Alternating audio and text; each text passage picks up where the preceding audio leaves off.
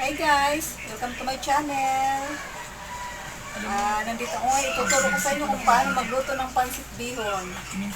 Lalong-lalo na ngayon sa panahon natin na naka-quarantine po tayo. Mas mainam po na maghanap po tayo ng mga pagkain na mura, mabilis lutuin. At sa kalahating kilo, marami na kayong magagawa, marami nang makakakain.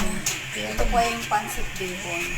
Panoorin niyo po ang aking pagluluto. Salamat po!